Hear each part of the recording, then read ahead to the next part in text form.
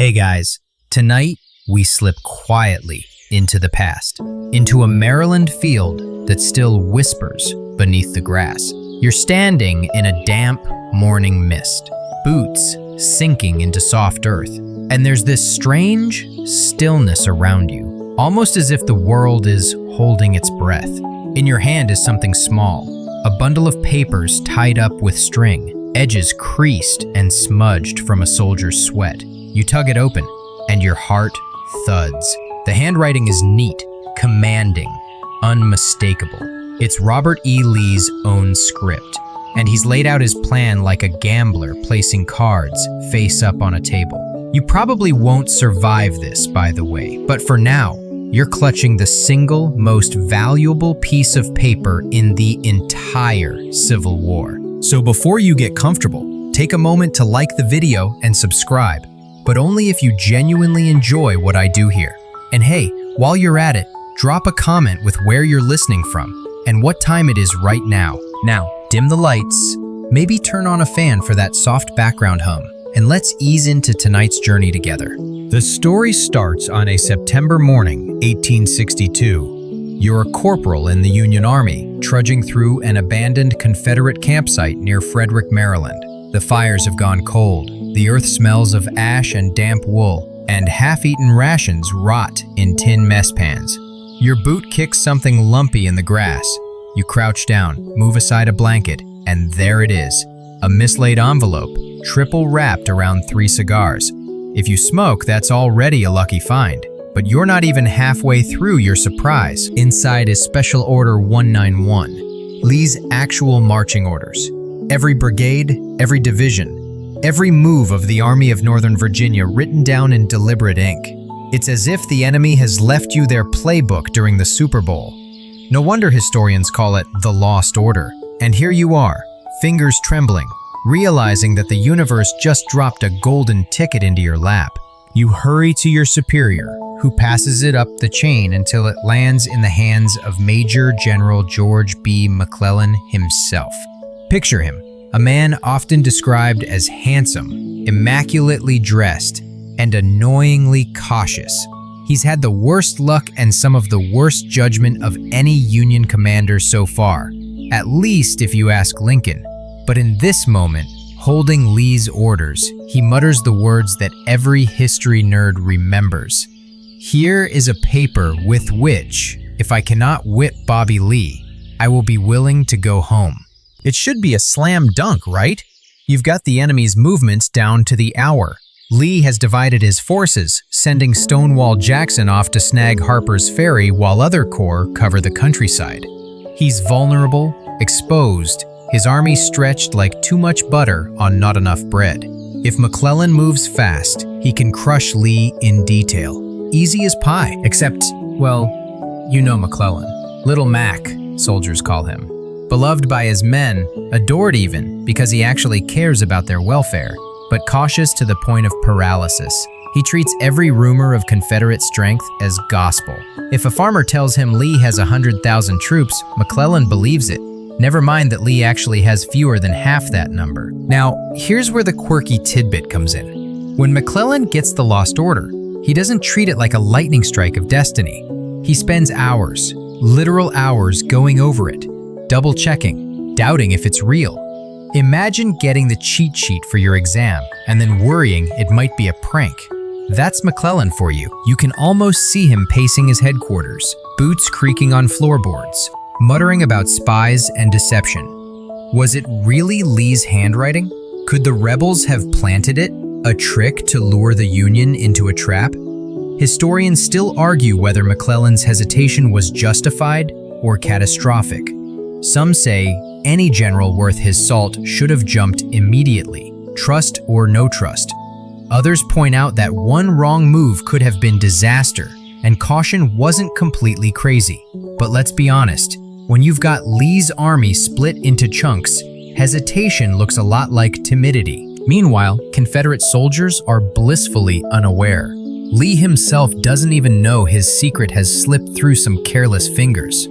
He assumes McClellan is still groping in the dark, stumbling slow and uncertain. Instead, you, the Union corporal with an accidental find, have just tilted the balance of the war. But let's pause for a second. Imagine being that corporal, an anonymous name mostly lost to history. You're tired, probably hungry, maybe hoping those cigars are still fresh. And yet, by sheer chance, your boot nudged one of the most consequential pieces of paper in American history. That's the kind of butterfly effect moment that makes you shake your head. A forgotten cigar wrap leads to the Emancipation Proclamation. You can't make this stuff up. And here's the reality check. Holding this paper doesn't mean the Union suddenly wins. The war is still brutal, messy, and soaked in confusion. The Battle of Antietam is still waiting to erupt, a storm of smoke and musketry that will swallow 22,000 lives in a single day. You've just set the pieces in motion.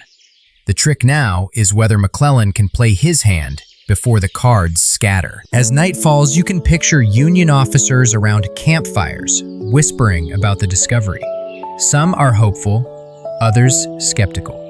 The men joke nervously about cigars worth more than gold. Somewhere out there, Confederate soldiers sleep under thin blankets, completely unaware that their commander's secret orders are already in Union hands. And you, sitting in that moment, are suspended between fate and choice. You've lit the fuse.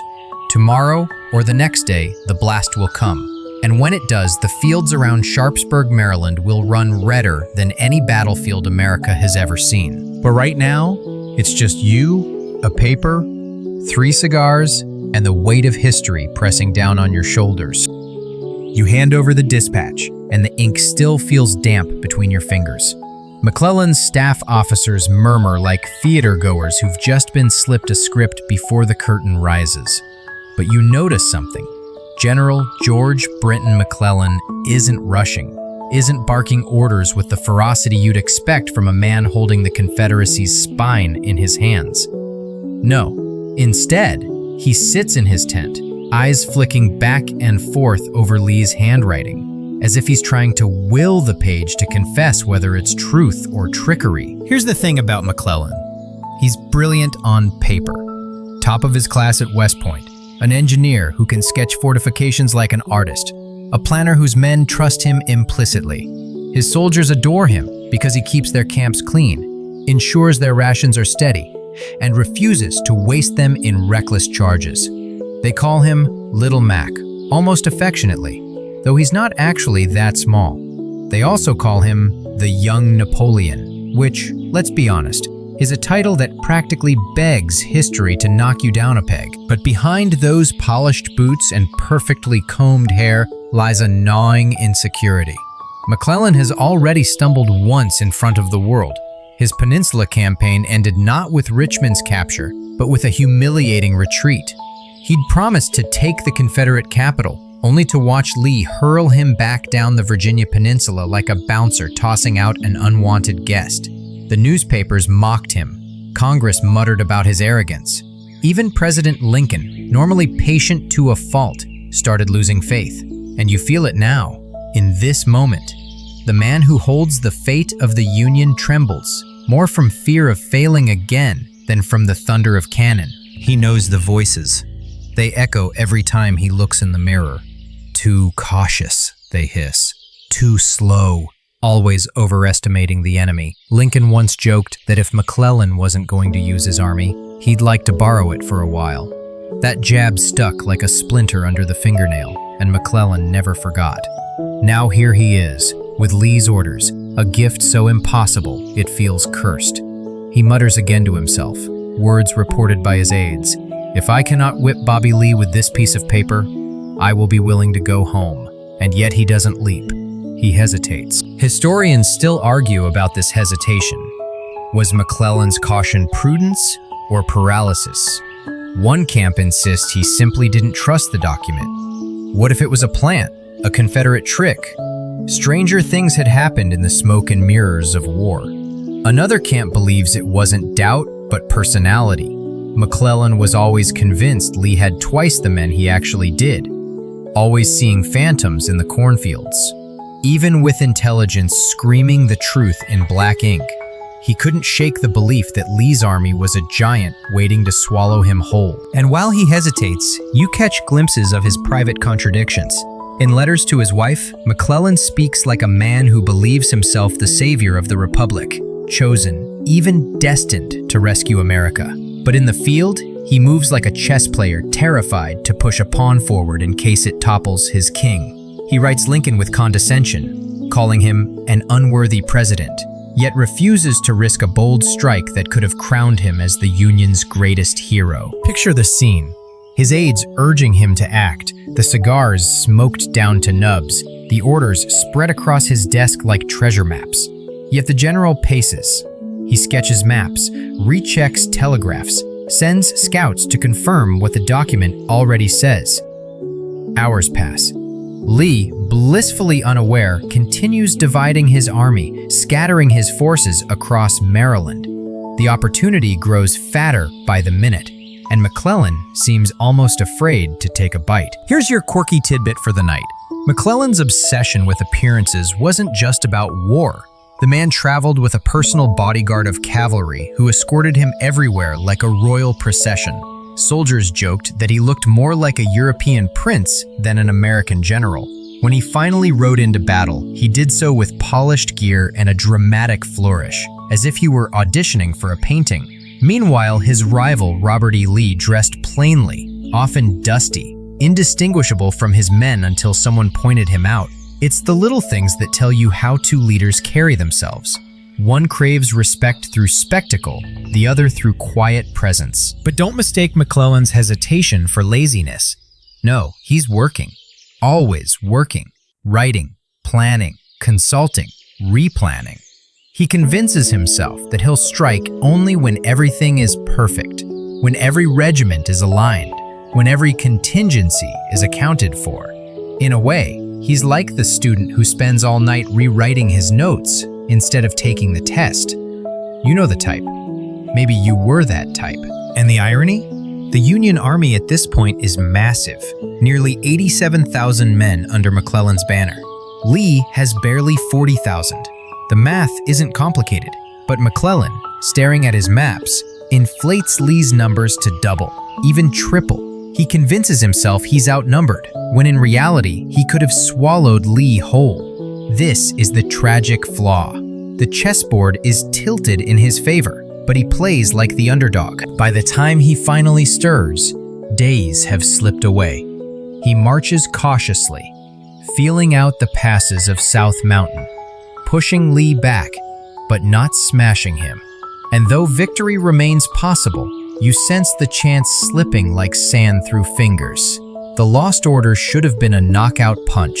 Instead, it becomes just one more anxious rehearsal for McClellan, the general who could plan wars but couldn't finish them. Still, don't lose sight of the tension. You're in September 1862 and the whole war feels balanced on a knife's edge. If Lee succeeds, marching north into Maryland, he could threaten Washington, D.C., rally Confederate sympathizers, maybe even win foreign recognition for the South.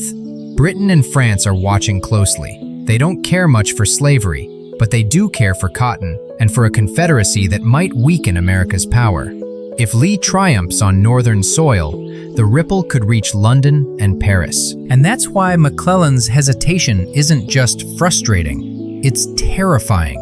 Every hour he doubts, every mile he creeps instead of sprints, Lee digs in deeper. The bloodbath at Antietam isn't inevitable, but with each pause, each delay, you can feel the storm clouds gather, so you stand there with him, this brilliant, insecure, maddening general. You can hear his boots squeak on the wooden floor, see him stroke his neatly trimmed mustache, watch him lift Lee's orders again and again to the lantern light. He has everything he needs to deliver the Union its most decisive victory. And yet somehow, you can already sense it. He's going to fumble. Not entirely, not fatally, but enough. Enough to let the Confederacy live to fight another day, even as America's bloodiest dawn creeps closer. You follow the map lines in your head, tracing the ink strokes as if they're roads on the palm of your hand. They lead north, into Maryland, a place Lee believes might offer him more than just fields and creeks. To him, Maryland is not just geography. It's a gamble, a chance to break the war wide open. And if you squint at the logic, you can almost see why he dared. Picture it. Summer of 1862. The Confederacy is battered, but not broken. Richmond has survived the Peninsula Campaign. Lee's men have bloodied McClellan and pushed him back. Spirits in the South are high, at least compared to the misery of earlier months. But there's a deeper hunger gnawing at Lee's mind. Survival isn't enough. The South can't win by simply not losing. To secure independence, they need recognition by Britain, by France, by anyone with ships and money. And to earn recognition, they need proof. Proof that they can do more than defend their farms. Proof they can carry the war north, onto Union soil, and maybe force Lincoln to bargain. So Lee looks across the Potomac River and sees Maryland, a border state with divided loyalties. Some of its farmers grumble against Lincoln. Its proximity to Washington, D.C. makes it a tempting chessboard. If Lee marches there and scores a victory, the headlines won't just echo through Baltimore, they'll resound in London and Paris.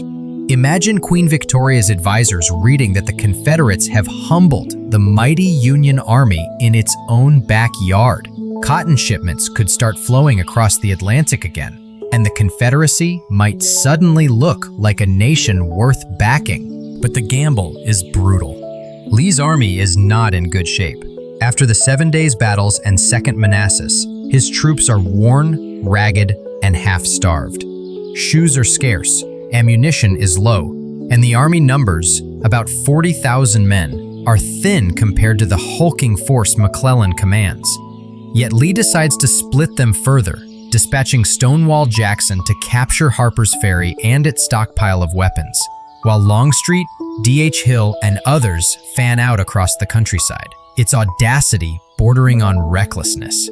Historians still argue whether Lee's confidence was genius or hubris. You march with them in your imagination through the dusty roads of Maryland. Civilians peer out from shuttered windows. Some wave cautiously. Others slam their doors. Lee expected cheers, rivers of recruits flooding in from pro-Southern Marylanders. The reality? It's more like crickets. A few volunteers trickle in, but most Marylanders aren't keen on joining an army that looks like it crawled out of a famine. The soldiers tramp barefoot, their gray coats ragged, their stomachs empty. They sing, though, because Southern soldiers always seem to sing. Maryland, my Maryland.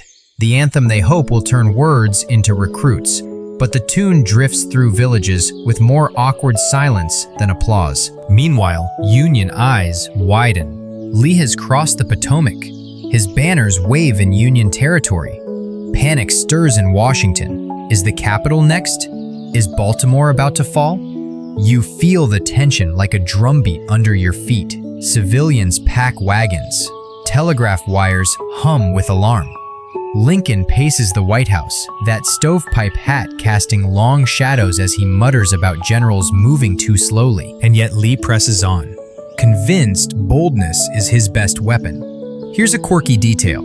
Many Confederate soldiers on this campaign were shoeless, and Maryland roads weren't friendly to bare feet. Some wrapped rags, others padded along until their soles bled. But still they marched, convinced their leader knew best. Lee himself, riding calmly, exuded a confidence that was contagious. His officers, Jackson with his stern, almost fanatical stare, Longstreet with his bulldog patience, carried their men forward on sheer belief. But Lee's gamble had a clock ticking over it, and you know why. Because somewhere behind him, McClellan is moving. Slowly, yes, but with the kind of weight only the Union Army can bring. Tens of thousands of bluecoats tramp in long columns, drums beating, flags snapping. They've found the lost order. They know Lee is divided. And if McClellan can push his army through South Mountain quickly, he can catch Lee's pieces before they fit back together. Still, pause for a reality check. Imagine being one of Lee's soldiers, camped in a Maryland orchard, gnawing on hardtack that tastes like sweetened drywall. Your canteen nearly empty. You don't know the big picture. You only know you've marched into enemy territory with promises of glory. You've heard rumors that Europe is watching, that Maryland will rise up, but all you really see are endless fences, endless farms, and distant blue uniforms gathering like thunderclouds. Historians still debate. Was Lee truly trying to win the war outright in Maryland, or was he just trying to ease pressure on Virginia by threatening the North? Maybe both. But either way, his gamble means you're standing in the path of a storm. If it works, the South might earn independence. If it fails, the dream of Confederate recognition could vanish in a single bloody day. And so you march with him, step by step, across those fields. The air smells of dust and sweat. The rumble of cannon wheels mixes with the croak of crows.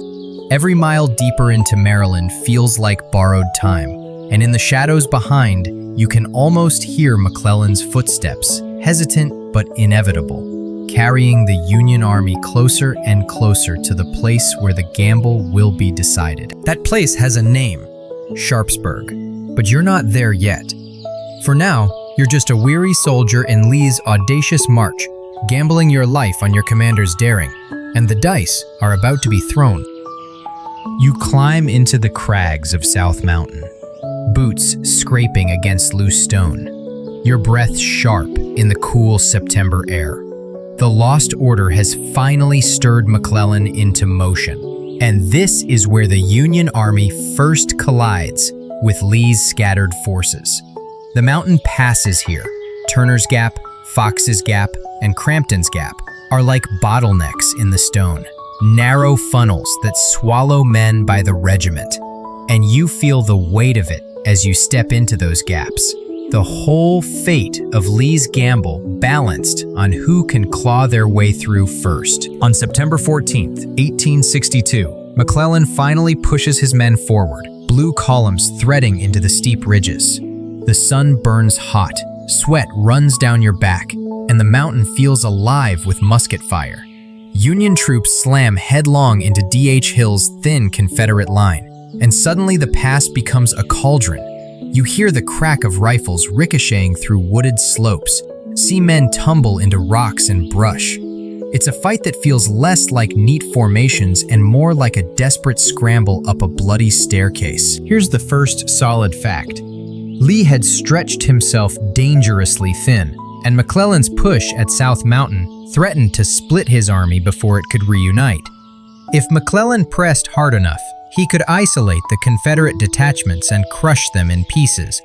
But McClellan, cautious as ever, moves as if he's tiptoeing on glass. He throws in troops bit by bit, testing the ridges, never quite unleashing the tidal wave his numbers allow. And yet, for all his caution, the Union manages to batter its way forward. At Fox's Gap, Union brigades surge against North Carolina troops holding a stone wall. The air fills with smoke, acrid and choking. General Jesse Reno, a Union officer respected by his men, takes a bullet here and falls mortally wounded. His last words, "Tell my command I fell with my face to the enemy," become the kind of epitaph soldiers whisper about for weeks. At Turner's Gap, the fighting is savage. Confederates cling to the slopes like burrs, firing down at blue ranks that struggle to climb.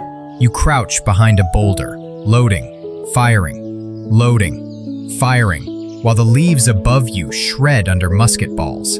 D.H. Hill, commanding his outnumbered Confederates, later said the mountain pass looked like the road to hell, and you can believe it. By dusk, corpses litter the rocky paths, and the groans of the wounded echo between ridges. Meanwhile, at Crampton's Gap, Union troops under William Franklin smash through Confederate defenders after a brutal delay. You can almost feel the clock ticking in McClellan's pocket. Every hour matters, because Jackson is at Harper's Ferry, besieging the Union garrison there. If Franklin had pushed faster, he might have relieved the town. Instead, the garrison surrenders on September 15th, handing over 12,000 Union soldiers, the largest single Union surrender of the war. For Lee, it's a small victory tucked inside a larger disaster. Because make no mistake, South Mountain is a disaster for Lee. His thin lines buckle, and by nightfall, he realizes his gamble is slipping. He orders his army to pull back toward Sharpsburg, consolidating near Antietam Creek. McClellan, once again, has the upper hand. His men have punched through the mountain. The road to Lee lies open. And still, he moves with maddening caution. Here's your quirky tidbit. South Mountain was one of the first battles where soldiers later reported seeing the new phenomenon of wounded being evacuated systematically. Dr. Jonathan Letterman, the Union medical director, had introduced his ambulance corps and triage system earlier that summer. Now, amid the chaos of rocky passes, you see organized stretcher bearers pulling the wounded back in a way that hadn't existed at Bull Run or the Peninsula. It doesn't make the pain less, but it does save lives, and it marks a quiet revolution in how war is survived. But in the smoke and exhaustion of the day, what you feel most is the sense of opportunity slipping away. Imagine standing at the crest of South Mountain as twilight falls, the valley spread out beneath you. Confederate campfires flicker as Lee's army retreats, battered and divided. You've won here, yes, but you can almost hear Lincoln's voice in the back of your skull. If you had moved with vigor, General, you could have ended it. Historians still argue whether McClellan could have crushed Lee outright after South Mountain. Some say his army was too strung out, his supply lines too thin to risk a headlong pursuit. Others argue he had every advantage, the enemy divided, the terrain breached, momentum on his side, and simply wasted it through fear. Either way, Lee lives to fight another day, and that day is Antietam. As the Union soldiers bed down on September 15th, you lie on the rocky ground, staring up at a sky pricked with stars. The mountain air feels sharp in your lungs, and the earth still smells of powder and blood. You don't know it yet, but in just 2 dawns, you'll step into the deadliest single day in American history. And South Mountain, for all its fury, will be remembered as only the prelude. So you close your eyes, maybe half grateful for the cool night breeze, maybe half haunted by the screams still echoing in the passes. Tomorrow, you'll march east toward a creek named Antietam. And tomorrow, the dice Lee rolled will come crashing down on the table. The mountain passes fade behind you, and you find yourself trudging eastward under a swollen September sky. The dust of South Mountain still clings to your boots, but the sense of urgency has shifted. Lee's army, battered and scattered, is drawing itself together around a small Maryland town called Sharpsburg. And you are marching toward the place where the war will crack open like thunder. By the evening of September 16th, the Union Army has reached the banks of Antietam Creek. The sun dips behind low ridges, staining the field's copper. You smell the tang of wood smoke from campfires, mingling with the faint rot of abandoned orchards. Soldiers shuffle into place, stacking muskets, boiling coffee in tin cups, whispering about the fight they know is coming. It's the kind of silence before a storm that makes you press your hand to your chest just to feel your own heartbeat. Across the creek, the Confederates wait. Lee has planted his army on high ground around Sharpsburg, his back to the Potomac River. His line is stretched thin but anchored by stubborn commanders. Stonewall Jackson on the left, Longstreet in the center, cavalry hovering to plug holes. Lee knows he's outnumbered, but he also knows terrain. Sharpsburg is hemmed by ridges, cornfields, and woods, giving cover for defense. He's gambling again, betting that McClellan's slowness will cancel out Union numbers. You wander through the Union camp that night and catch fragments of the mood. Soldiers whisper about the great battle looming, some nervously laughing, others scribbling letters home by lantern light. The glow of thousands of fires flickers across the fields, like a constellation fallen to earth. The air hums with insect wings and the distant neighing of horses. Every creak of leather, every clang of a pot feels louder than it should, because everyone knows tomorrow will be worse than anything before. Hooker's First Corps crosses Antietam Creek in the fading light, pushing into position to probe Lee's left flank. You watch as men wade through the water, the current swirling around their knees, rifles held high to keep the powder dry. It's a bold move. Hooker wants to be first to strike come morning. Behind him, artillery rolls into place on ridges, wheels grinding into soil, gunners swabbing barrels with the ritual precision of men who know they'll fire until their ears ring and their arms blister. And here's a quirky tidbit. The night before the battle, some soldiers actually wandered into nearby orchards to steal apples. They munched them nervously by campfire glow, joking that tomorrow they might become applesauce for the Rebs. Gallows humor, the kind of joke you make when you're staring at death across a field and you don't want to admit you're terrified. The generals, meanwhile, are at their maps. McClellan outlines his plan, an echelon assault, wave after wave rolling from the Union left to right. Hooker will attack first, hammering Jackson's flank. Then Mansfield and Sumner will push the center. Finally, Burnside on the far right will cross at the stone bridge and smash into Lee's other wing. On paper, it looks neat. In reality, it will mean piecemeal attacks, coordination unraveling in smoke and chaos. Historians still argue whether McClellan's plan was clever, forcing Lee to spend reserves gradually, or clumsy, dooming each corps to fight alone. As darkness deepens, you feel the hush across both armies. Somewhere near the Confederate line, the whitewashed Dunker Church stands silent among trees, its simplicity soon to be framed by carnage. Union soldiers whisper prayers, others curse softly at the cold. You lie on damp ground, staring at the stars, thinking of home. The grass tickles your neck. The sound of distant drums seeps into your ears. You don't know it yet, but by this time tomorrow, more than 22,000 men will be killed, wounded, or missing. The fog settles low as night deepens. Horses shift uneasily, sensing what's coming. A faint drizzle slicks the rifles stacked in pyramids. Sleep doesn't come easily. Some soldiers murmur about omens, an owl hooting, a dog howling in the distance. One man swears he saw a figure in gray walk through camp and vanish. Another insists he dreamed of drowning in a field of corn. You pull your blanket tighter and try to laugh it off, but the silence between jokes is longer than the jokes themselves. And here's the reality check. You probably won't survive tomorrow. Statistically, somebody in your company won't come back. Maybe most of them. You think about that as you trace your finger over your cartridge box, as if the smooth leather might promise safety. It doesn't. By midnight, the camps are restless. A drummer boy mutters in his sleep. An officer scratches a quick note to his wife by candlelight. Somewhere, you hear the dull boom of a Confederate gun firing a probing shot into the night. The round sails harmlessly into darkness, but the sound jolts you awake like thunder. The hush falls again, heavier, thicker, and so you wait, pressed against the earth, every heartbeat echoing in your ears.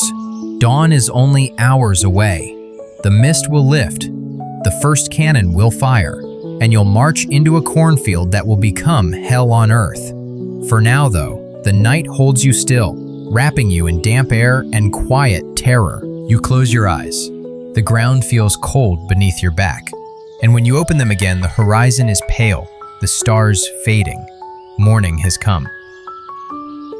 The pale gray of dawn spills across the fields, and you rise stiffly from the ground. Your legs ache, your uniform is damp with dew, and your mouth tastes of cold coffee and gunpowder dust. You don't even have time to shake off the night before the orders ripple down the line. It's time. McClellan's plan is in motion. You picture the general himself, back at headquarters, poring over his maps once again, lanterns still glowing from the long night. His echelon assault, the great idea that will supposedly unravel Lee's army, rests on a simple rhythm. Strike left, then center, then right. Hooker opens the symphony. Mansfield follows. Sumner takes his cue, and finally Burnside smashes across the stone bridge to end it all. On parchment, it looks elegant, almost mathematical. In practice, it means one wing of the army after another will hurl itself into the Confederate line without full coordination. You can almost sense the flaw even before the first cannon booms. The air is heavy, damp with fog, as Hooker's Corps begins its advance across Antietam Creek. You march with them, boots slapping in rhythm, breath clouding in the morning chill. The fog muffles sound, making the world feel dreamlike. Then the first Union batteries open up, thunder rolling from the ridges, shells screaming overhead. The ground trembles, the sky flashes, and suddenly the dream dissolves into waking nightmare. Across the creek, Confederate guns answer. The thunder grows, overlapping in waves until your ears buzz and your chest vibrates. You squint through the smoke and see flashes among the trees where Stonewall Jackson's men crouch. Lee has placed him on the left flank, the most vulnerable point. Jackson, the ironclad of Confederate resolve, is waiting for you, and he's not in the mood to retreat. Here's your mainstream fact. The echelon plan means that McClellan is never really striking with his entire army at once. Despite commanding nearly 87,000 men, he will feed them in corps-sized chunks. Lee, with roughly 40,000, can shuffle his troops along interior lines, reinforcing weak points whenever one Union push grows too dangerous. It's the textbook example of how hesitation and fragmented assaults squander numerical superiority. But you don't see the big picture right now. You see the fog thinning, revealing the cornfield, a patch of tall stalks rustling softly in the breeze. Soon those stalks will be mowed down, not by scythes, but by musket balls. And you'll wonder if the field itself is bleeding. Hooker's men trudge forward, muskets loaded, bayonets fixed. The order is clear. Push into Jackson's left, crush him before the Confederates can realign. You tighten your grip on the rifle, fingers slick with sweat, though the morning is still cool. The smell of powder mixes with the sweet, almost cloying scent of corn. The world is poised on the edge of eruption. McClellan's plan unfolds as you march, and for a moment, you almost believe it will work. The Union guns rake the Confederate line, shells bursting among their positions. Officers bark orders, soldiers shout to steady each other's nerves. You can hear the rhythmic pounding of your own heart against your ribs, faster, harder, like a drum corps in your chest. But even before the first full volley, cracks show. Orders tangle. Some brigades advance too quickly. Others lag behind. The echelon plan assumes perfect timing, but war never gives you that gift. You glimpse regiments colliding, stumbling through smoke, men looking desperately to officers for guidance. The fog lifts just enough to show rows of gray and butternut ahead. Jackson's men, waiting calmly, muskets leveled, and then it happens. A sheet of fire erupts from the tree line. The Confederates unleash their first volley, and the cornfield becomes a furnace. Men scream, stalks collapse, the air fills with lead. Hooker's Corps staggers, reels, but keeps pushing forward. You throw yourself into the chaos, fumbling cartridges into your rifle, biting them open with trembling teeth, ramming them down the barrel, firing blindly into smoke. Here's your quirky tidbit. While McClellan fussed with his maps that morning, some Union soldiers swore he personally blessed his pet horse before sending it off with an aide. They joked bitterly about it later, saying the general had more confidence in his horse than in them. It's the kind of story that might be apocryphal, but it captures the exasperation men felt about their cautious commander. Still, back in the cornfield, none of that matters. The plan, the maps, the hesitations, all dissolve into one truth: survival. You stumble over fallen comrades, trip on musket barrels, feel the raw panic of men trying to reload faster than death can reach them. The smoke blinds you, the noise deafens you, and the neat echelon plan is as distant as the stars. Historians still argue about whether McClellan could have adjusted, could have committed more of his army earlier, turned the echelon into a crushing hammer blow. Some say he was deliberately conservative, unwilling to risk his beloved soldiers in a full assault. Others claim he simply lost control, the battle outpacing his command. Either way, by structuring the fight this way, he gave Lee a chance that the Confederates seized with ferocity. You push forward, step by step, into that plan turned chaos. Every few yards, the fog clears to show another line of gray, another volley. Jackson's men fall back, rally, fall back again. It's a grim tug of war, stalk by stalk, ridge by ridge. And as you fight, you realize something. McClellan's Grand Echelon isn't a sweeping orchestra. It's a drumbeat, irregular and broken, each corps striking alone while the others wait their turn. By mid-morning, the cornfield is already a graveyard. The stalks are shredded, the earth churned into mud by blood and boots. Officers shout themselves hoarse trying to maintain order. Hooker is wounded, carried back from the front lines. Mansfield, who leads the 12th Corps into the fray next, will be shot before the day is done. Leadership unravels, command frays, and yet still the plan grinds forward, corps by corps, as if sheer persistence might carry the day. And in the distance, Burnside still waits at his bridge, tapping his watch, his men idling on the far bank. His cue won't come until later, when the center is already soaked in blood.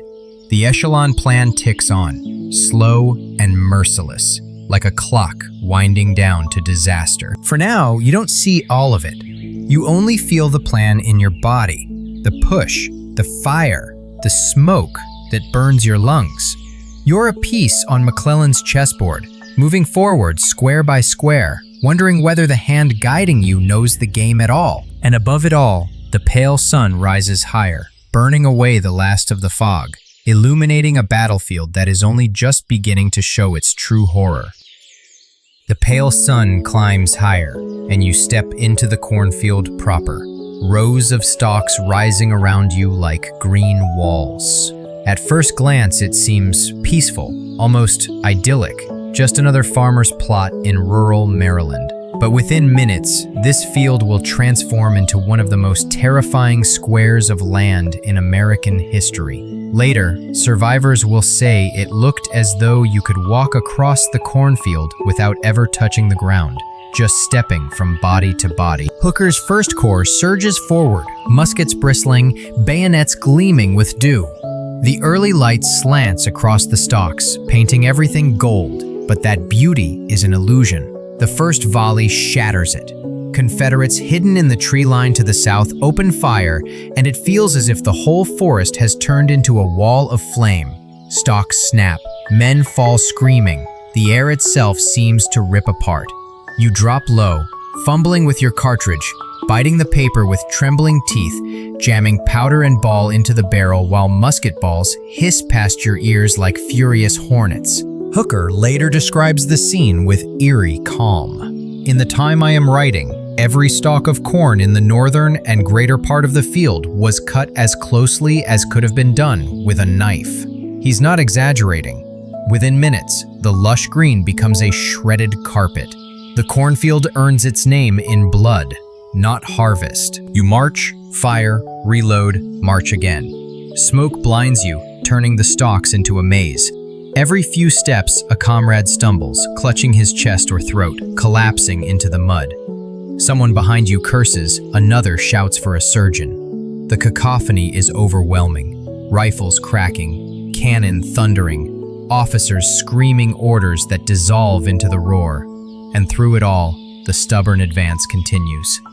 Hooker's men push Stonewall Jackson's flank back, inch by inch, as if dragging the Confederates through molasses. Here's a mainstream fact. In less than 4 hours, the cornfield alone will claim roughly 8,000 casualties. It's a slaughterhouse, compressed into a patch of farmland no larger than a few city blocks. And yet, despite the bloodbath, neither side truly gains ground. Jackson's men fall back, rally, and counterattack. Union brigades surge forward, then are driven back. By mid-morning, the cornfield has changed hands at least 15 times. Imagine playing tug-of-war with lives instead of rope. That's the cornfield. And here's your quirky tidbit. A farmer named David R. Miller actually owned this land. He'd left before the battle, but when he returned days later, he found his entire crop destroyed, his fences splintered, his fields fertilized by death. He reportedly said he never wanted to farm corn again. Can you blame him? Through the chaos, you glimpse landmarks that will haunt memory. The Dunker Church's white walls peeking through smoke, the East Woods echoing with musket fire, the Westwoods looming with hidden danger. Each place becomes its own nightmare. But right now, you're trapped in the cornfield, where the simple act of walking forward feels like defiance against death.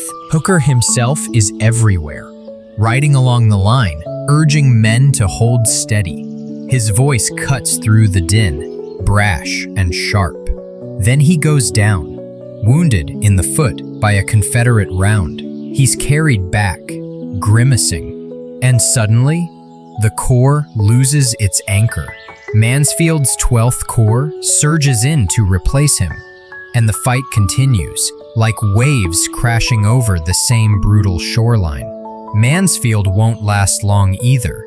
Shot through the chest in the fog, he collapses, his last words pleading with his men to stand firm. The command chain frays, but the momentum pushes you on.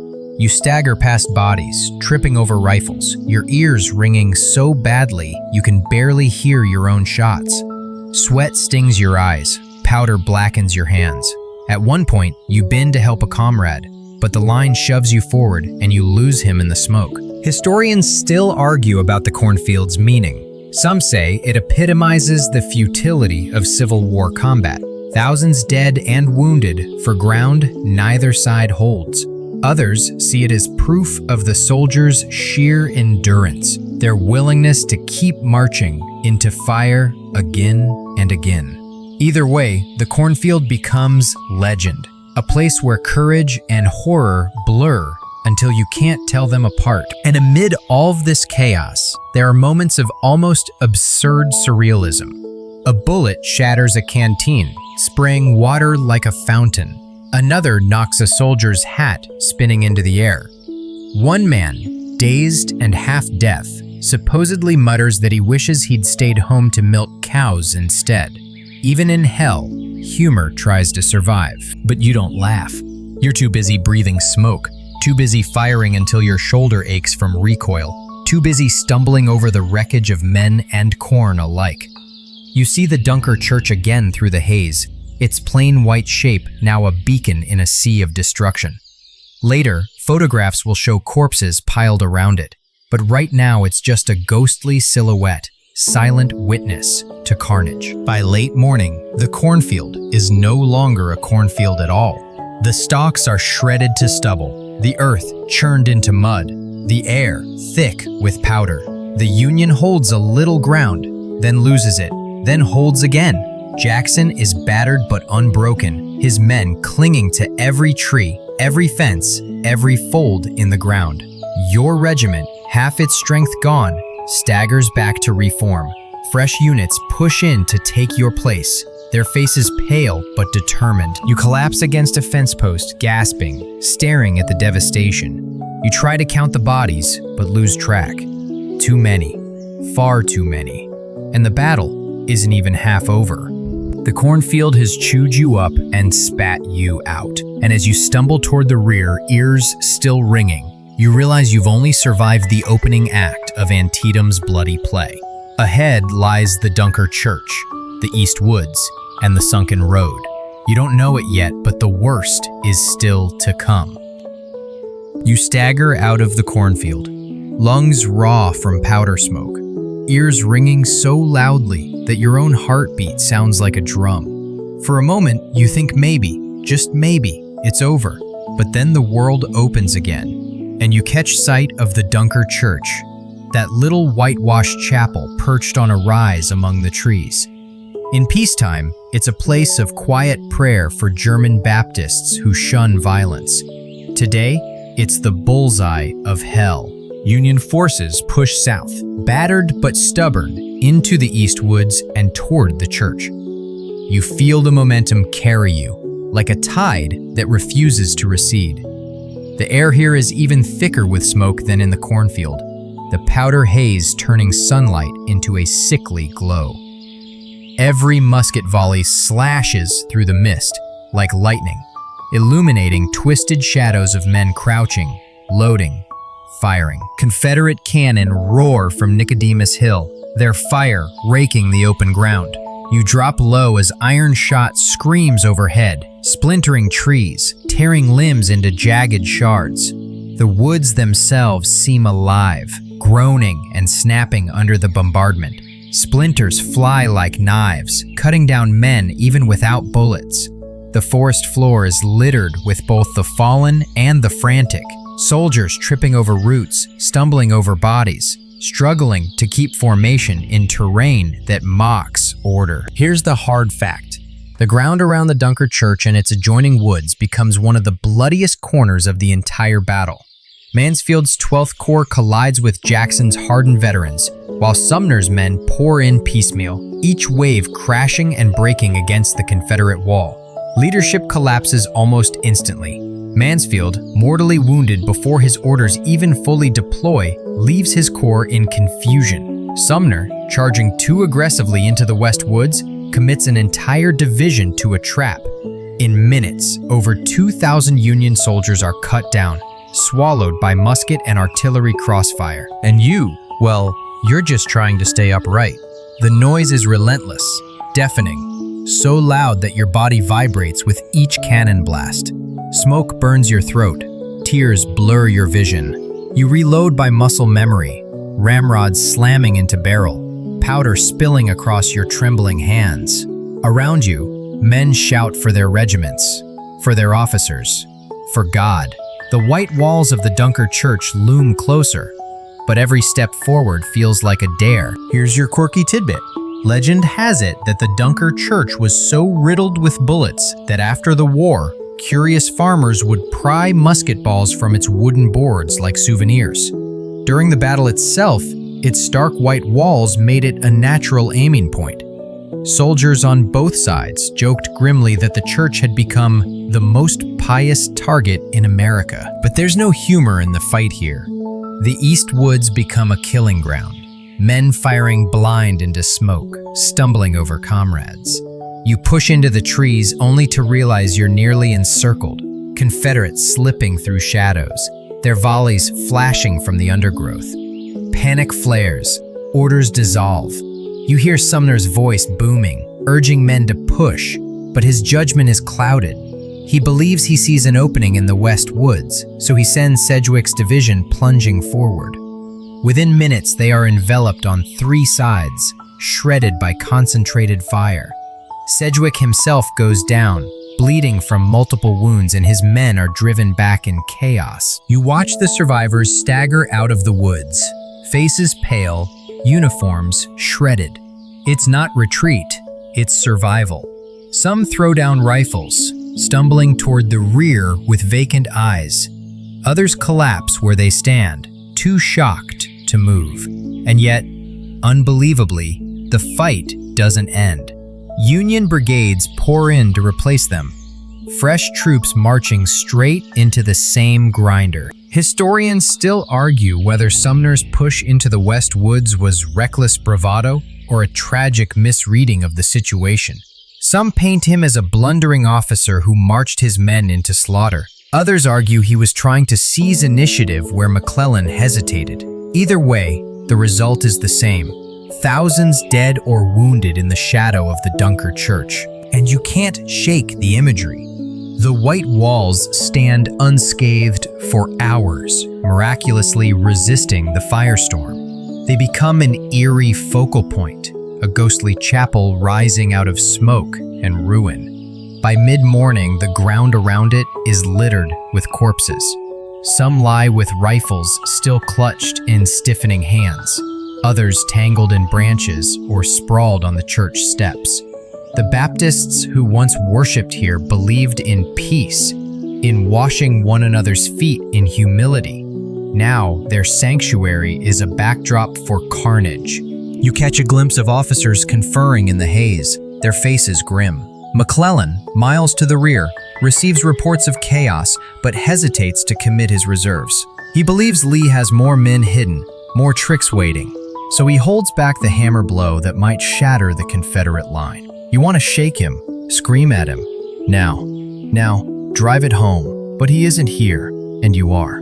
The fighting swells and ebbs, surging around the church, spilling into the east and west woods, then back again. At one moment, Union flags rise from the smoke, men cheering, pushing closer.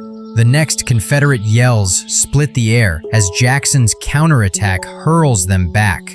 Back and forth it goes, like the tide dragging men under with each crash. Amid the slaughter, strange pockets of humanity emerge. You see a Union soldier carrying a wounded Confederate out of the line, only to collapse himself moments later.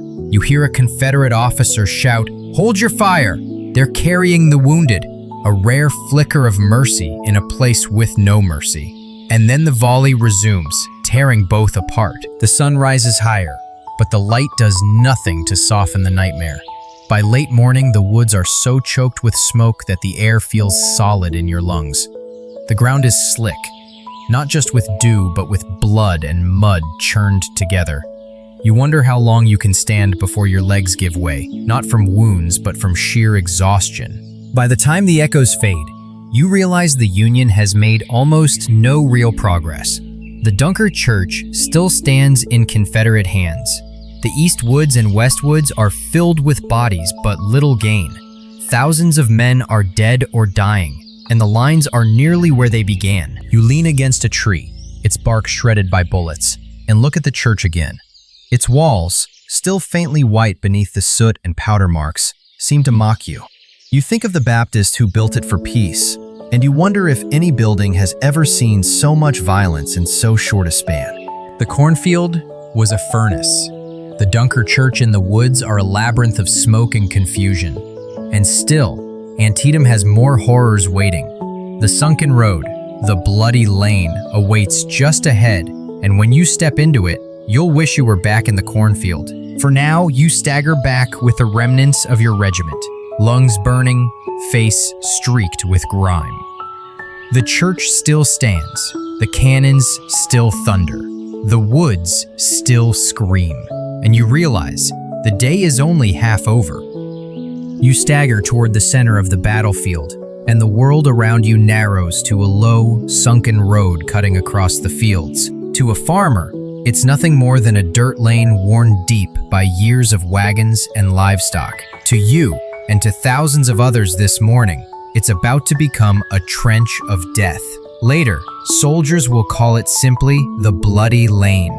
And once you see it, you'll understand why. Union forces shift toward this natural fortification just after the chaos at Dunker Church. The cornfield and woods are still echoing with sporadic gunfire, but the focus drifts here, to the ridgeline where D.H. Hill's Confederate division waits. Imagine a road cut so deep into the earth that men standing inside it can fire almost level with the ground, their bodies shielded by walls of dirt. It's an accidental fortress, a ready-made breastwork stretching across Lee's center. And inside it, North Carolina and Alabama troops crouch, muskets aimed, grim determination etched on their smoke-darkened faces. As you approach with the Union ranks, the ground opens wide, the lane like a scar slicing the landscape. At first, you think it looks quiet, just a road, but then the first volleys erupt, and suddenly it's as if the road itself spits fire. Musket balls tear through the ranks, men crumple in heaps, and the advance falters under the invisible scythe of lead. Officers shout to keep moving, sabers flashing, flags waving like beacons. You hunch low, teeth gritted, and push forward. Here's your mainstream fact. Nearly 5,600 men will fall in and around the sunken road in just a few hours. For sheer density of death, it rivals any killing ground in the entire war. The Union attacks in waves, hammering at the Confederates, who cling to their improvised trench like wolves in a den. It is, quite literally, a meat grinder. You scramble up a fence, vault into open ground, and sprint toward the embankment. The air is thick with smoke, the sound of rifles a constant rolling crash. Every few steps, another soldier beside you drops, clutching chest or head, tumbling into the dust. And yet the Union keeps coming. Ohio regiments, New York regiments, Irish brigades shouting war cries. Each wave surges closer, pouring volley after volley into the trench. The Confederates fight like men possessed. They load and fire, the rhythm almost mechanical.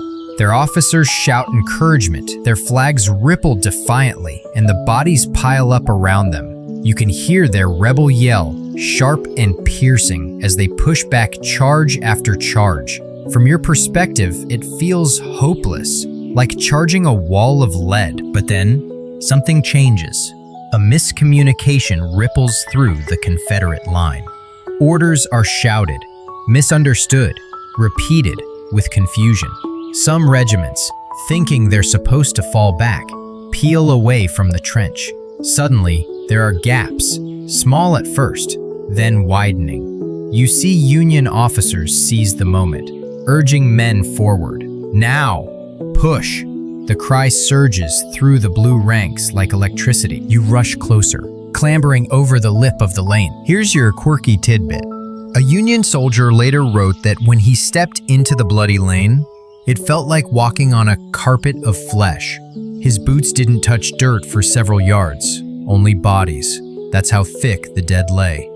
Historians argue whether he exaggerated, but the sheer number of corpses suggests he didn't have to. And here's the tragedy. You can see the Confederate line faltering, collapsing, breaking under pressure. The Union has punched through. The road is open. Lee's center is vulnerable, exposed. This is the moment McClellan dreamed of, the chance to drive a stake through the Confederate heart, split the army in two, and crush it against the Potomac. You can almost taste victory, but then the hesitation strikes again.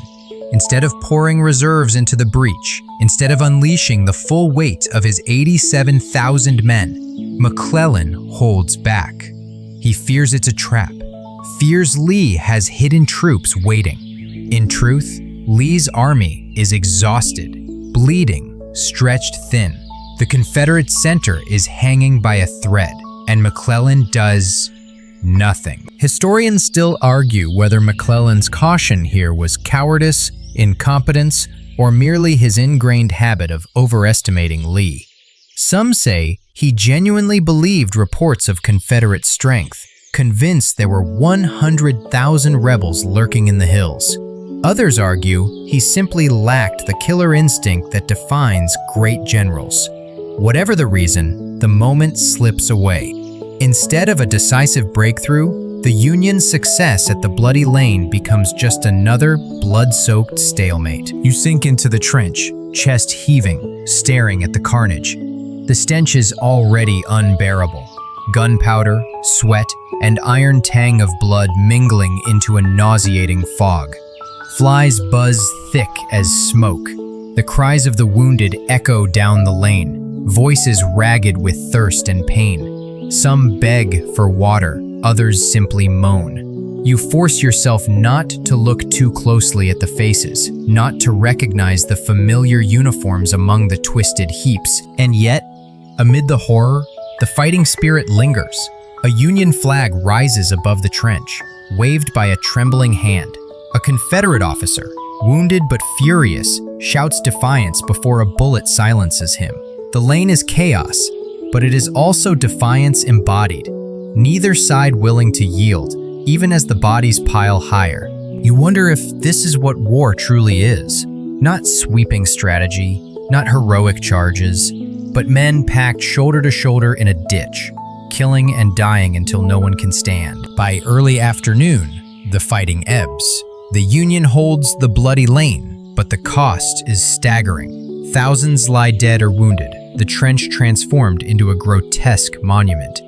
McClellan's chance for decisive victory has slipped through his fingers, lost in caution and fear.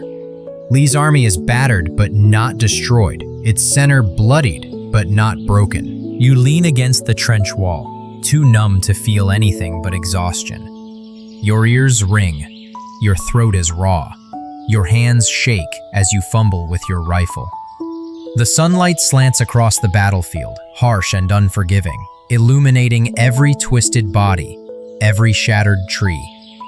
The Bloody Lane has earned its name, and you are one of the few who walked in and walked out again. But even as you stagger from the ditch, the battle is not done. On the far side of the field, Burnside still waits at his bridge, his corps impatient, his orders delayed. And soon you'll march toward that narrow crossing, where hesitation and stubborn resistance will once again decide the fate of the day. For now, you drag yourself away from the bloody lane, the cries of the wounded echoing in your ears. You've seen hell in a ditch, and the memory will follow you forever. You drag your feet through churned mud and broken stalks, half blinded by the acrid haze still rising from the bloody lane. The sounds of groaning wounded trail behind you like ghosts, but the fight hasn't stopped. Ahead, toward the Union right flank, another drama is unfolding. A story of delay, hesitation, and lost time. The name of it will stick forever: Burnside's Bridge. Antietam Creek cuts across the battlefield like a blue ribbon, narrow but steep-banked, its water glinting beneath the noon sun. The bridge you march toward is a modest stone span, 3 graceful arches over a calm stream. In peacetime, it would be picturesque, the kind of place an artist might sketch. Today, it is death in stone and water. The Confederates have made sure of that. Across the creek, only a few hundred Georgians under Brigadier General Robert Toombs crouch on high bluffs overlooking the bridge. They're dug in among rocks and trees, muskets leveled, artillery ready to sweep the span. From their vantage, they can see everything, every approach, every movement, every blue coat trying to cross. The bridge itself becomes a funnel, a choke point that forces the Union to advance in tight columns under direct fire. And here comes Ambrose Burnside, commanding the Union 9th Corps. He's been ordered since early morning to move, to cross the creek, to smash Lee's right and roll up the Confederate line. If he succeeds, the entire Army of Northern Virginia could be trapped against the Potomac. But Burnside hesitates. He reconnoiters. He shifts brigades. He waits for orders to be clarified. Hours slip by. Men sit on the eastern bank, frustrated, muttering curses, polishing bayonets that should already be bloodied. Here's the hard fact. Burnside doesn't launch his main assault until afternoon. By then, the battle has raged for hours in the Cornfield, Dunker Church, and Bloody Lane. Thousands have fallen, and the chance for simultaneous pressure across the front has evaporated. His delay means Lee can move precious reinforcements where they're needed most. You crouch among your comrades on the riverbank, staring at that deceptively peaceful bridge. The sun beats down hot now. Sweat stings your eyes, and the creek gurgles mockingly, as if nothing at all is happening. Then the order comes. Drums roll, officers shout, and the first Union brigades surge toward the bridge. The Georgians open fire. The air fills with the deadly hiss of musket balls. Union soldiers crumple on the stone arches, tumbling into the water, their bodies carried downstream in crimson eddies. The bridge narrows to a bottleneck, forcing men into tight files, perfect targets. You press forward, musket in hand, the stone under your boots slick with blood. It feels like marching into a meat grinder. And here's your quirky tidbit. Some Union soldiers later swore the Georgians taunted them from across the creek, shouting, "Come on, bluebellies, you'll never take this bridge." Whether the taunts were real or remembered through anger, the effect was the same. It made the crossing feel personal, a duel across water and stone. Wave after wave surges at the bridge, only to be hurled back. You huddle behind a low wall, loading and firing, watching comrades fall into the stream. The water runs red, bodies snag against rocks, their faces pale in the current. The stone arches echo with the crack of rifles and the screams of men. Hours tick by, the bridge still in Confederate hands, the Union bleeding men for every yard. Historians still argue why Burnside delayed so long, and why he kept hammering at the bridge instead of seeking wider crossings upstream and downstream. In truth, his men did eventually find fords, splashing through waist-deep water under fire. But coordination broke down, orders lagged, and the focus remained stubbornly on that cursed stone span. Finally, after repeated charges and near collapse of morale, the Union surges one last time. Ohio regiments push across, bayonets flashing, muskets cracking in furious volleys. You scramble up the bank on the far side, clawing at roots and rocks, the Georgians firing until their barrels glow. At last, they waver. They fall back toward Sharpsburg, leaving the bridge in Union hands. It is victory, but a hollow one. Here's the cruel irony. It has taken nearly 3 hours to secure what could have been seized in 30 minutes. The delay has cost hundreds of lives, and more importantly, precious time. By the time Burnside reforms his men and pushes towards Sharpsburg, the Confederates are no longer vulnerable. Reinforcements are on the way. You march beyond the bridge, lungs heaving, boots squelching in mud and blood. The Union flags rise proudly over the span, but there's no cheer. Everyone knows it should have been taken sooner, with fewer dead. You glance back at the creek, at the stone arches now littered with fallen men. They lie draped across parapets, sprawled in shallow water, their blue coats soaked dark. The bridge looks less like a crossing now and more like an altar of sacrifice. And then you hear it, rumbling hooves, distant, but growing louder. To the south, a dust cloud rises. Confederate reinforcements are arriving, and you feel the pit of your stomach tighten. Burnside's men have finally crossed, but the window of opportunity is closing fast. A division under A.P. Hill, fresh from Harper's Ferry, is marching hard toward this very flank. They're wearing bright red battle shirts, a splash of color in the gray haze, and they're about to slam into you like a hammer. For now, though, you stagger forward, gripping your musket tighter, the adrenaline masking your fatigue. Burnside has the bridge, the Union has momentum, but the delay has written doom into the next chapter. You glance once more at the creek, that calm ribbon of water flowing on as if none of this matters. You wonder if years from now anyone will stop here and realize how much was lost for so little. Maybe they'll call it Burnside's Bridge. Maybe they'll curse his name. Either way, you'll remember the sound of musket balls skimming water, the sight of bodies bobbing like driftwood, and the feeling that the river itself was drinking deep of war. The bridge is behind you now. Ahead lies Sharpsburg and the storm about to crash down from the south. You push beyond the stone bridge, boots slipping on the trampled grass of the western bank. The air smells of smoke and sweat, and the adrenaline that carried you across the creek now drains into exhaustion. Yet there's no time to rest. Officers wave their swords, shouting for the corps to press on toward Sharpsburg. At last, after hours of stalling, Burnside's men are advancing into open ground. The town rises in the distance, its church spire stabbing into the sky like a warning finger. For the first time today, it feels as though the Union might actually break Lee's army in two. The road ahead is lined with fences, orchards, and ridges. Union skirmishers fan out, firing at Confederate pickets retreating toward the town. The blue ranks surge forward, a wave that seems unstoppable. You can feel the excitement ripple through the men. This is it. After a morning of bloody stalemates at the Cornfield, the Dunker Church, and the Sunken Road, the breakthrough is finally within reach. Lee's right flank is wavering. Victory is close enough to taste. But then, like a storm cloud sweeping in, something stirs to the south. At first, it's only a distant rumble, a vibration underfoot. Then, you see the dust, a rising plume on the horizon. And soon, the figures emerge, columns of gray-coated infantry, moving fast, their bayonets catching the afternoon sun. They're lean, they're dusty, and they're fresh.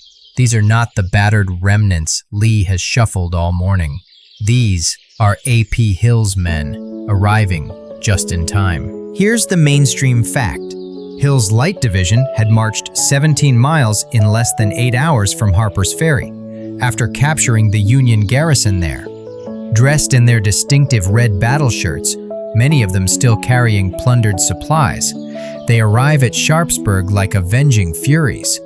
Their sudden appearance transforms the battlefield at the exact moment Burnside thought he was winning. You squint at them as they deploy, wondering how men who marched so far, so fast, can look so ready to fight. But that's A.P. Hill's reputation. His division moves with uncanny speed, striking when least expected. And today, His timing is perfect. Burnside's men, spread out and weary from the bridge fight, now find themselves slammed by fresh Confederate infantry. The red-shirted Virginians crash into the Union flank with muskets blazing. The shock is immediate. You hear the rebel yell rise, sharp and piercing, rolling across the fields like a wave. Suddenly, the blue ranks that only minutes ago surged with confidence are stumbling, reeling backward under the pressure. You crouch to fire, powder smoke stinging your eyes, but the line feels like it's unraveling around you. A Union officer shouts to stand firm, waving his sword wildly, only to crumple when a bullet finds him. Men shout, "Hold the line! Hold the line!" But the momentum is gone. The surprise has cut deeper than any volley could. Here's your quirky tidbit. Some accounts say Hill's men were still chewing on captured Union rations from Harper's Ferry as they marched into battle, munching hardtack and grinning through powder smoke.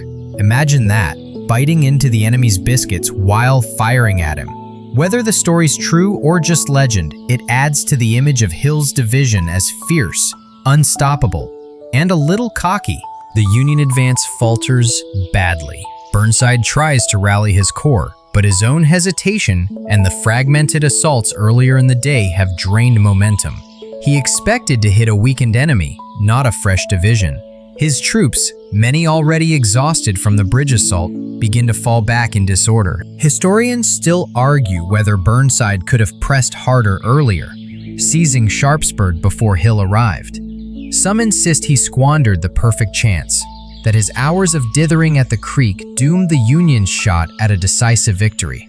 Others point out that even if he'd moved sooner, Lee might still have shifted troops, and McClellan's refusal to commit full reserves meant Burnside was never truly supported.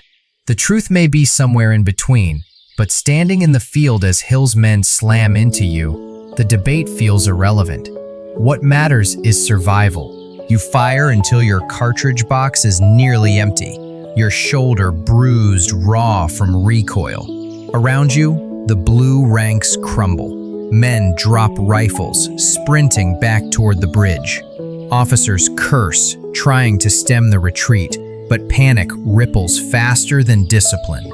You catch a glimpse of Confederate flags advancing, bayonets glittering, and the sheer sight is enough to break whatever resolve remains. The retreat is chaotic. Soldiers trip over fences, tumble into ditches, scramble desperately back toward the safety of the creek crossings. Cannon on both sides thunder, shells bursting overhead, spraying dirt and shrapnel. The ground shakes beneath your boots as you stumble backward, lungs burning, legs weak. And yet, somehow, the Confederates don't push far beyond Sharpsburg. They're exhausted too. Hill's men, though fresh compared to Burnside's, have marched hard and fought savagely. They stabilize Lee's flank, but they don't have the strength to chase the Union back across the creek. The field settles into uneasy stalemate. You collapse behind a low ridge, chest heaving, ears ringing. Around you, the survivors of the 9th Corps regroup in ragged clusters. Some curse Burnside's name. Others sit silent, staring blankly. You look back toward the bridge, still under Union control, but bought at a price too high and too late. Here's the cruel reality check. If Burnside had taken the bridge in the morning and pushed hard before Hill's arrival, the Union might have shattered Lee's army outright. Instead, the delay gave the Confederates their miracle, reinforcements arriving just when the battle was about to tip. You realize that history often turns not on grand strategies, but on hours wasted, bridges contested, and divisions marching at the right or wrong moment. As the sun dips lower, casting long shadows over the fields, the battle's fury ebbs. Neither side has gained decisive ground. You're left staring at the smoke drifting lazily over Sharpsburg, the cries of the wounded mixing with the croak of frogs along the creek. You think of the morning, of the cornfield and the Dunker Church, of the bloody lane, and now of Burnside's bridge. Each place feels like its own universe of horror, and yet, somehow, the day isn't over. You wonder what McClellan is thinking now, back at headquarters, still clutching reports. still overestimating Lee's strength.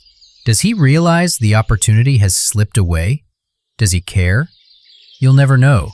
All you know is that the sun is setting, and the deadliest day in American history is finally staggering toward its end, but not before it leaves its final scar: exhaustion, stalemate, and the bitter knowledge of chances lost. The sun drifts lower, casting long shafts of gold over fields trampled into ruin.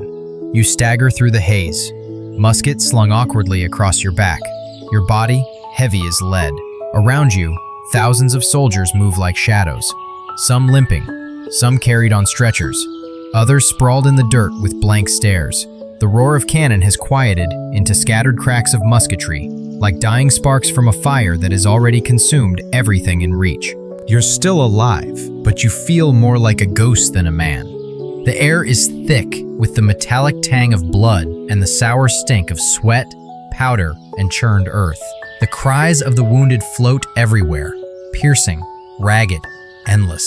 Some beg for water, some call for mothers long dead, some simply moan in low, animal tones. It's a chorus that will echo in your ears long after the battle ends. This is the exhaustion of Antietam. By late afternoon, both armies are staggering. McClellan's Union troops, though numerically superior, have been fed into the fight piecemeal and bled dry in section after section of the battlefield. Lee's Confederates, though smaller in number, are clinging by fingernails to their positions, shifting exhausted brigades like patches on a torn quilt. Neither side has the strength left for a final knockout blow. You sit down heavily near a fence line, watching the smoke drift away in lazy curls. A soldier beside you, his sleeves soaked with blood, offers a canteen. The water is warm, tastes faintly of iron, but you gulp it anyway. You look at each other and share a grim half-smile. Neither of you needs to speak. The silence between you says it all. You've both seen too much today. Here's a plain fact. By the time fighting sputters to a halt on September 17, 1862, nearly 23,000 Americans have become casualties in just 12 hours. It is, and remains, the single bloodiest day in U.S. military history. Roughly 1 in every 4 soldiers engaged has been killed, wounded, or gone missing. Think about that. Entire regiments reduced to skeleton crews in less than a day. And here's your quirky tidbit.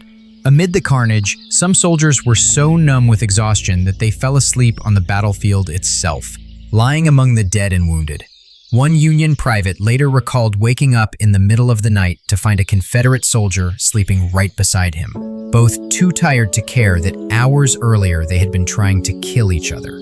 For a brief moment, sheer fatigue became stronger than hatred. You walk slowly toward the town of Sharpsburg. Houses there are pocked with bullet holes, windows shattered, barns riddled with cannon fire. Civilians huddle in cellars, emerging only cautiously to offer water or bandages to the wounded. For them, the war has arrived on their doorsteps with a fury they will never forget. The quiet German farmers who built this community will spend years digging lead balls from their fields. You pause near a cluster of Union officers arguing in low voices. One insists that Lee's army is spent, that if McClellan throws in his reserves, the Confederates can be destroyed before nightfall. Another warns of hidden enemy reinforcements, of traps waiting to be sprung. McClellan, back at headquarters, chooses caution. He refuses to commit the last of his reserves, convinced Lee still holds the upper hand. You feel the frustration ripple outward like a wave.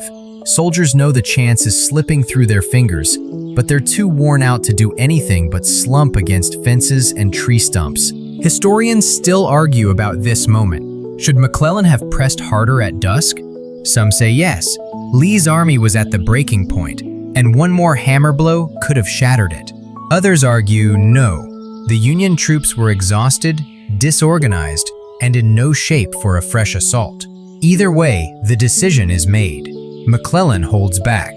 The day ends not with triumph, but with stalemate. You wander into a field littered with abandoned equipment. Muskets bent and broken, shattered wheels from cannon carriages, torn haversacks spilling biscuits and letters into the mud. A Bible lies open in the dirt, its pages fluttering in the breeze. Nearby, a bugle half buried in soil glints dully in the fading light. These objects, once part of lives, now feel like relics in an open-air tomb. The sun dips lower, painting the sky orange and purple.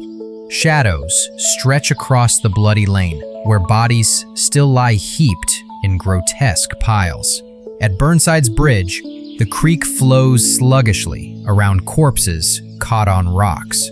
In the cornfield, the stalks are cut down to stubble, every inch of soil soaked. The Dunker Church still stands, white walls streaked with soot, a silent witness to all that's past. And yet, amid this nightmare, small moments of humanity appear. You see stretcher bearers, Union and Confederate alike, helping the wounded without asking which side they fought for. You hear a chaplain's voice reading psalms over a group of dying men. You even glimpse soldiers trading canteens in the twilight. Enemies by day, brothers by nightfall. This is the strange contradiction of Antietam. A day of unimaginable horror that ends with eerie quiet, with men too broken to hate, too tired to fight. You realize that war doesn't just kill bodies, it drains souls, empties men until all that remains is silence and exhaustion. Here's your reality check. If you're lying here at the end of the day, your odds of survival are slim. The battle isn't done, even if the gunfire fades. Infection, disease, and crude medical care will kill thousands more in the days to come. Surgeons work frantically by lantern light, their tables slick with blood, their instruments barely rinsed between amputations. Some men beg for chloroform that never comes. Others bite down on leather straps, their screams echoing into the night. As you sit under a tree, watching the stars emerge, you know you'll never forget this day. Antietam has burned itself into your memory with smoke, blood, and exhaustion. And though you don't know it yet, the political consequences will soon be as great as the human cost. Lincoln will seize on this victory to change the very nature of the war. But for you, tonight, none of that matters. All you feel is the weight of your eyelids, the dull ache in your body, and the quiet all around. An uneasy peace born only of exhaustion. You lie back on the earth, staring up at the night sky, and think, the fighting has stopped, but the war isn't done, not by a long shot. When you wake the next morning, the battlefield is shrouded in mist. The air is cold and damp, carrying the heavy smell of powder and blood that clings to your clothes like a second skin. The cries of the wounded still rise from every direction, but the guns are silent now. For the first time in 24 hours, there is no thunder of cannon, no ripping volleys of musket fire. Instead, there is only the eerie hush of aftermath. You rise stiffly, joints aching, and gaze out over the fields. The cornfield, the Dunker Church, the bloody lane, Burnside's bridge, all lie quiet. The earth is scarred, the crops trampled into mud, the fences shattered, but no armies are charging anymore. Only scattered pickets remain, watching one another warily through the fog. Lee's army is still there, but it is broken. You can see them across the ridges near Sharpsburg, tattered flags fluttering weakly, men huddled around smoldering fires, officers pacing like weary shepherds over flocks that are more ghost than soldier. Lee has no reserves left. His brigades are shadows of themselves, some reduced to a few hundred men. His artillery is battered, his lines thin. If McClellan were to strike now, with his fresh reserves, he could shatter the Army of Northern Virginia. The road to victory lies open. But McClellan doesn't move. Instead, he sends cautious patrols forward, probing, but not pressing. He convinces himself that Lee must still have hidden strength, that Confederate reinforcements will emerge from the mist. Once again, his caution strangles opportunity. You can almost hear Lincoln's sigh of frustration echoing all the way from Washington. Here's the mainstream fact. Lee withdraws across the Potomac on the night of September 18th, slipping back into Virginia under cover of darkness. The Confederacy's first great invasion of the North is over. Sharpsburg and Maryland remain in Union hands. Technically, The Union can claim the battlefield, which by Civil War standards counts as victory. But it is a victory soaked in hesitation, a tactical draw transformed into a strategic win, only because Lee retreats first. You walk among the fields as the Confederates pull back, and the scale of the carnage stuns you. At the sunken road, bodies are piled like cordwood, packed into the trench until it seems the earth itself has vomited death. At Burnside's bridge, corpses still bob in the creek, snagged on rocks, faces pale beneath the water. In the cornfield, the stalks are gone, cut down by lead and steel, the soil a black-red slurry. Everywhere you look, the ground is littered with muskets, canteens, torn knapsacks, letters, Bibles, boots pulled from the dead. Here's your quirky tidbit. Alexander Gardner, the war photographer, arrives at Antietam shortly after the battle and sets up his camera among the corpses. His photographs, stark, unflinching images of the dead sprawled in the bloody lane and across the fields, are later displayed in New York City. For many civilians, it will be the first time they see the true face of war. Crowds gather at Brady's gallery, staring in horrified silence. The dead of Antietam shocks the public in ways no newspaper description ever could. But here, on the ground, you don't need a photograph. You can smell it, touch it, feel it in the mud that sucks at your boots. The wounded still lie scattered, some crawling, some whispering for water, others silent forever. Surgeons work furiously in barns and churches, their hands raw, their coats stiff with blood.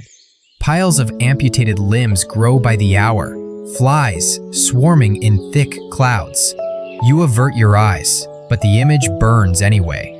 Historians still argue whether McClellan's failure to pursue Lee immediately after Antietam was his greatest mistake. Some say yes, he had Lee cornered and let him slip away, prolonging the war by years. Others argue his army was too shattered to chase, that the blood loss was simply too great to demand more. The debate lingers like the fog over Sharpsburg, unresolved but ever present. You lean on your musket, staring toward the Potomac. Across the river, you can almost see the gray shapes melting into Virginia's hills. Lee has survived, and survival for him is as good as victory. For McClellan, survival is never enough. Lincoln wanted destruction, annihilation, a blow that would end the rebellion. Instead, he receives a stalemate disguised as success. And yet, for all McClellan's caution, the battle has changed everything. Lee's invasion has failed. The Confederacy has lost its chance to sway European powers with a victory on Union soil. The myth of Confederate invincibility has cracked. And in Washington, Abraham Lincoln sees an opening, not on the battlefield, but in politics. You don't know it yet, standing there with the stink of powder in your nose, but Lincoln will soon take this costly victory and transform it into a turning point. In a matter of days, he will unveil the preliminary Emancipation Proclamation, shifting the war's purpose from merely preserving the Union to abolishing slavery itself. That, more than anything, will change the world you're fighting in. For now, though, you simply watch the last of Lee's army fade across the Potomac, the mist swallowing them whole. The fields are quiet again, too quiet, and you wonder if the silence will ever leave your ears. You sit in the fading light, your musket propped uselessly at your side, and you begin to realize that something larger than the battle itself is stirring. Yes, Lee has slipped away. Yes, McClellan has wasted yet another chance to crush the rebellion. But amid the ruin, the Union still holds the field. By the strange arithmetic of war, that counts as victory. And victory, however faint, is exactly what Abraham Lincoln has been waiting for. For weeks, the president has carried a draft of a proclamation in his desk drawer. He told his cabinet he would issue it only after a Union success, no matter how bloody or inconclusive. He knew the stakes: To free enslaved people in the Confederacy outright without military momentum would look desperate, might even backfire. But now, after Antietam, he has his opening. Here's the mainstream fact. On September 22nd, 1862, just 5 days after the battle, Lincoln issues the preliminary Emancipation Proclamation. It declares that as of January 1st, 1863, all enslaved persons in states still in rebellion shall be then, thenceforward, and forever free. It transforms the war from a fight solely for union into a fight for freedom. And though you can't see the ripple from where you're sitting in the mud, the proclamation changes everything. Diplomacy, morale, the very soul of the war. Think about it. Before Antietam, European powers like Britain and France were flirting with recognition of the Confederacy. They valued Southern cotton, they disliked the Union blockade, and they saw the rebellion as a possible counterbalance to American power. But recognition of a slave-holding nation after Lincoln reframes the war? Politically impossible. Antietam closes that door. And here's your quirky tidbit. When Lincoln first floated the idea of emancipation to his cabinet, some members balked. William Seward, Secretary of State, advised him to wait for a Union win, saying otherwise it would look like our last shriek on the retreat. Lincoln listened. He tucked the paper away, waiting for a battlefield to lend him strength. Antietam, bloody and indecisive though it was, gave him that chance. You imagine Lincoln in the White House, weary-eyed, stooped but resolute, signing the proclamation with his long, bony fingers. He knows the words are fragile ink on fragile paper, dependent on armies still stumbling through mud. Yet he also knows he has changed the meaning of the war forever. No longer can it be simply about reunion. Now, it is about liberation. For you, though, here in Maryland, the proclamation is still an echo waiting to reach your ears. What you feel instead is the heavy silence of the battlefield. Men move slowly, as if underwater, gathering wounded, digging shallow graves. Surgeons still hack away in makeshift hospitals, their saws rasping as lanterns burn late into the night. The wounded scream, beg, whisper prayers. Chaplains kneel among them, whispering psalms, while farmhouses overflow with the broken. You wander near Sharpsburg, where civilians emerge cautiously from cellars and barns. Their faces are pale, eyes wide with shock. A woman hands out bread to wounded soldiers, not asking whether they wear blue or gray. Children stare at the bodies being carted away, their innocence smothered by the sight of war delivered to their doorsteps. Sharpsburg will never forget, just as Gettysburg will never forget the following year. And yet, amid the ruin, you sense a shift. Union soldiers, exhausted, battered, grieving, begin to murmur that perhaps the fight is for more than just the Union now. They've seen what slavery means as they march through the South, the scars on the backs of men, the broken families, the desperate eyes of those who hope freedom might finally come. After Lincoln's words spread, many will fight with a new sense of purpose, even if they don't yet know it here on the banks of the Antietam. Historians still argue how much the Emancipation Proclamation was shaped by Antietam itself. Some say Lincoln was always committed, battle or no battle, and simply needed an excuse. Others argue the timing was critical, that without Antietam's grisly victory, emancipation might have been delayed, foreign recognition might have come, and the war's course might have bent differently.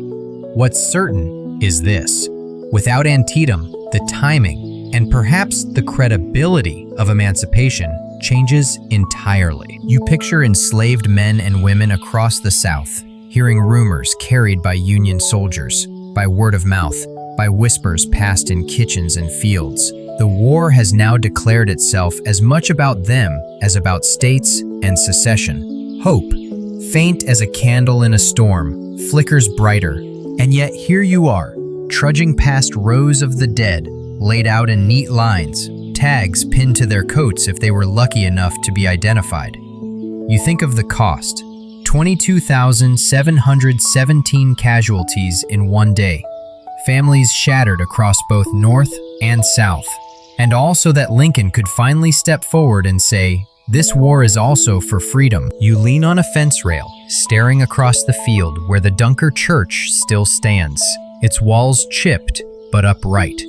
Around it lie fragments of broken rifles, hats blown from heads, cartridge boxes scattered like dry leaves.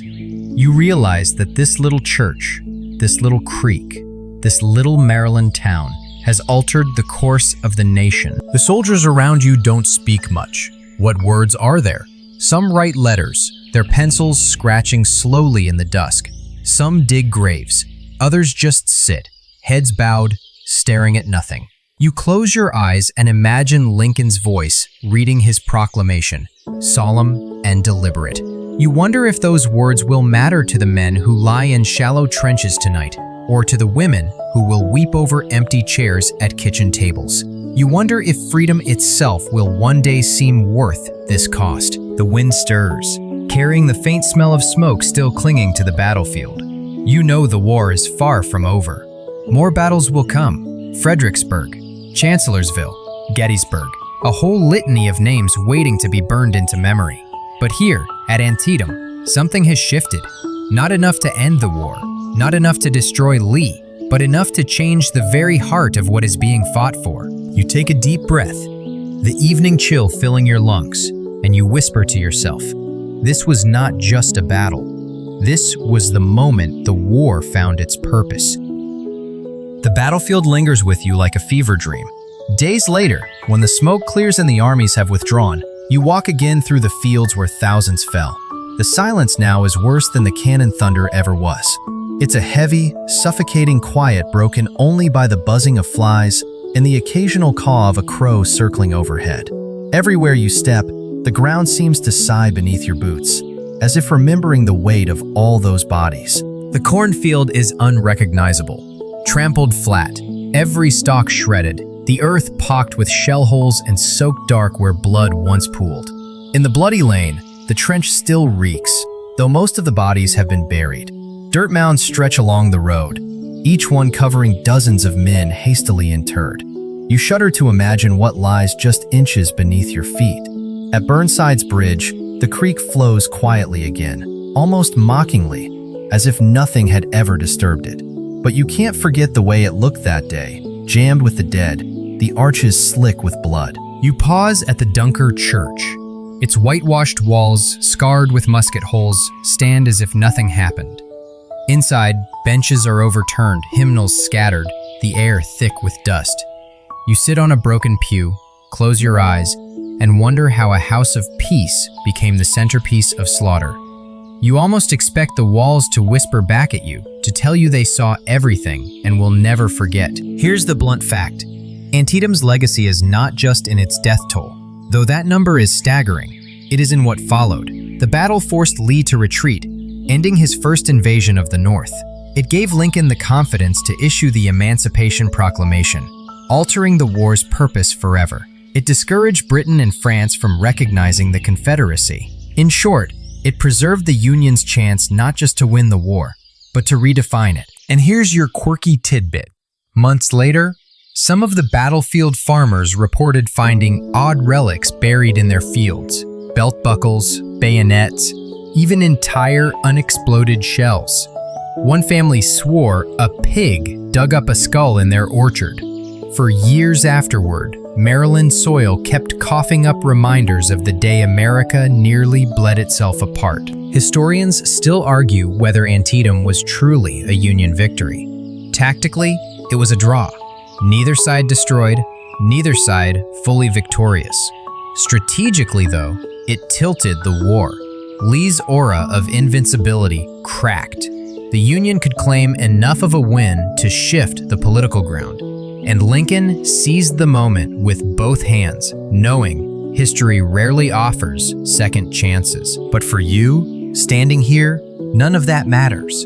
You don't feel strategy in your bones. You feel exhaustion. You feel grief. You feel the weight of names you'll never know, faces you'll never see again, voices silenced forever. You walk past graves marked only by rough boards, scratched with initials that might fade before winter. You see children, local farm boys, trudging behind soldiers with wagons, helping to haul away the last of the wounded. You hear hymns sung softly over mass graves, voices quavering but determined to honor the dead somehow. Night falls again, and with it comes the wind down of your journey. The battlefield grows quiet under moonlight, the stars indifferent to the carnage below. You lie down in the grass, listening to the soft hum of insects and the distant rush of the creek. The war will go on, you know. More names will join Antietam's in the grim roll call of history, but tonight, for just a moment, you let yourself breathe. You think of all the soldiers who never got to see this quiet, who never felt the cool breeze after the heat of battle. You think of the families who will soon receive letters, or worse, silence. You think of Lincoln in Washington, sitting alone with the weight of his decision, and of Lee, riding back into Virginia, planning his next move even in defeat. The war churns on, unstoppable. But Antietam remains. This field is not just a place on a map. It is a wound, a reminder that even the mightiest nations can nearly break themselves apart in a single day.